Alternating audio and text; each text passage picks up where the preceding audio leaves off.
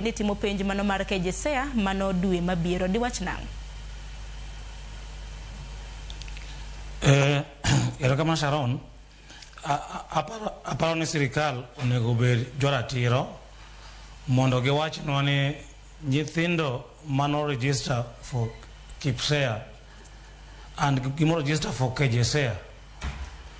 Difference mar number ma wachne 123,000 ni ang'o mokele.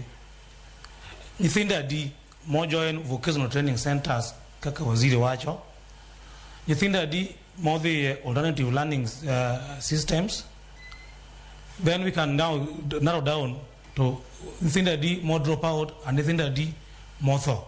Kan nitie nyithindo motho, nitie one register of deaths mose capture ne deaths mose timore ndalo mose kadhogi gi nyithindo machal kama to gi nyithindo ma what ages to gi nyithindo mantie dhi skunde mage. I think just giving a reason 23,000 no way school and without being specific is not realistic. Manaka jawada wose wacho en adier ne gi omiyo nyithindo gi we sikul gin reasons mamoko sirikal ok nomro wachi. Mokwongo, thoth skunde wa onge gi feeding program. Ka nyithindo dhi skul to gibiro skul kech to samoro gima dala bane giwuok ka gima ne gichamo onge ma nyamiyo nyithindo be sikul. Mar ariyo, the issue of capitation to schools. Funding mar somo sikul sani chal gima sirikal wene jonyuol.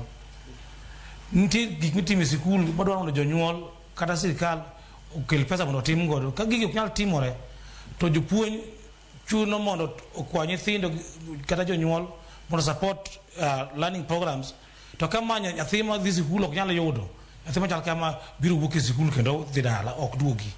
Mar adek, wan nyithindo mo funds mar wan gi child headed homes.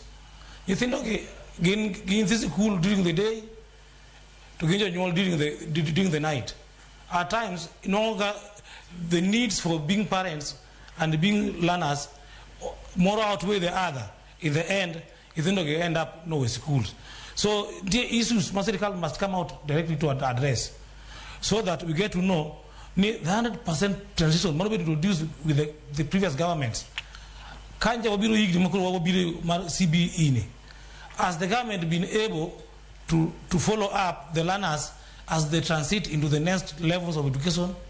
Kama oktimre mai makelo fuok e momiyo kaka samo wuone o sirikal wegi ok nyalo wacho ni nyithindo gi duto adimo dhi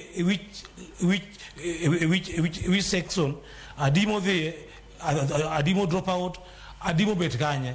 To dekesa kata kidongo wuoth e estates ma jodak Kisumu kata kunde modake kor gwengewa ibono kan nitie nyithindo mantie kor gweng kur moko dhi sikul. Reasons momiyo gidhi sikul cannot be explained just by looking at them.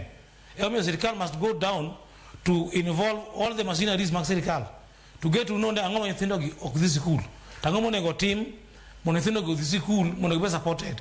Key of this of the resource momiyo nyithindo ok dhi sikul and schools are underfunded. Schools needs school resources must be gotten from parents to parents kata ma parents gi ok nyal koro chopo ne ok dhi sikul. And these are the issue more squarely back to the government to address this issue of this gap. Otherwise, as stakeholders, as a union, we are concerned that this number is just too large. Number